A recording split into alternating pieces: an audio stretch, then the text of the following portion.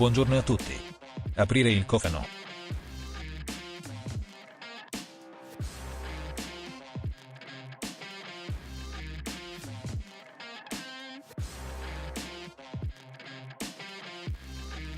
Rimuovere la guarnizione superiore dal pannello motore.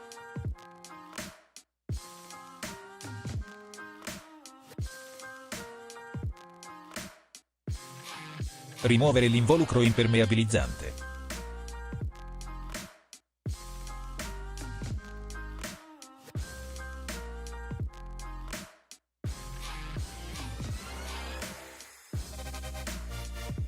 Utilizzate una chiave a bussola numero 6.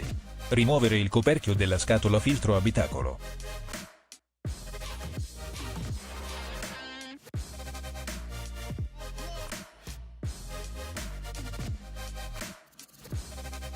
Rimuovere dall'alloggiamento del filtro l'elemento filtrante da sostituire.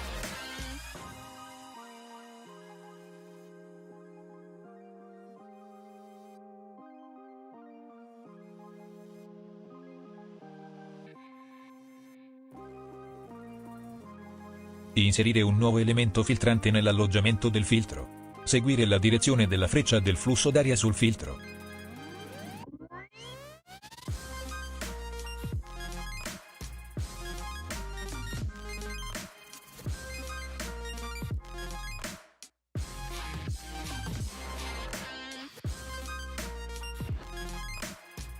Chiudere il coperchio e serrare gli elementi di fissaggio.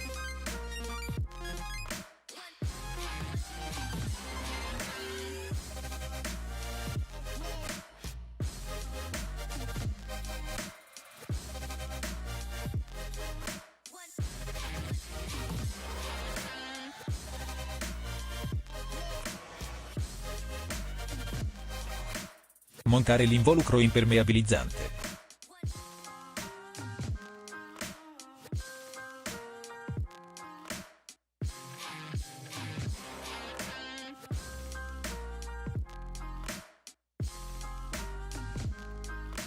Serrare l'elemento di fissaggio dell'involucro impermeabilizzante.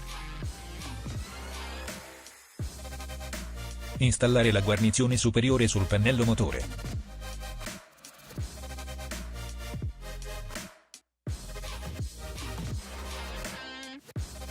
La ringraziamo di aver visto il nostro tutorial. Si iscriva al canale di Autodoc e non perda i nuovi video. Se le piace questo, prema il tasto mi piace e condivida con i suoi amici. Le auguriamo una buona giornata.